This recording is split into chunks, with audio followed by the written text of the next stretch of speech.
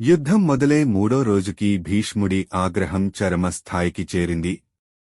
అయితే 4వ రోజున పాండవులు తమ వ్యూహాన్ని మార్చారు. ముఖ్యంగా అర్జునుడు తన ఫోకస్ని భీష్ముడిపై పెడతాడు. ఈరోజు రక్తపాతం ఎక్కువగా జరిగింది. భీష్ముడు అగ్నిలా మండిపడ్డాడు. కౌరవ సైన్యాన్ని ముందుండి నడిపిస్తూ ధైర్యం కల్పించాడు.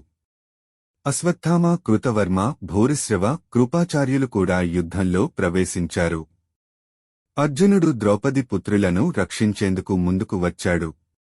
అర్జునుడు ఎంతో వేగంగా భీష్ముడిపై వరుణాస్త్రాలు, అగ్నాస్త్రాలు ప్రయోగించాడు. భీష్ముడు వీటిని దాటగలిగాడు, కానీ గాయాలయ్యాయి. యుద్ధంలో భీముడు సింహంలా విరుచుకుపడ్డాడు. ఒకే రోజులో భీముడు 17 మంది కౌరవ సేనాధిపతులను చంపేశాడు. ఈ రోజున అభిమన్యుడు ఖచ్చితంగా తన ధైర్యాన్ని చాటాడు.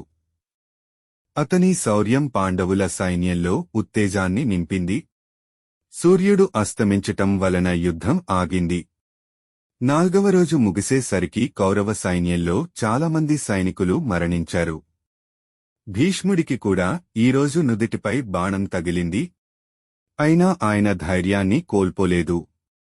పాండవుల వ్యూహం విజయవంతమైంది. కౌరవ సేనలో భయాందోళనలు మొదలయ్యాయి. భీష్ముడి గాయం పాండవులకు కొంత ఆరట ఇచ్చింది.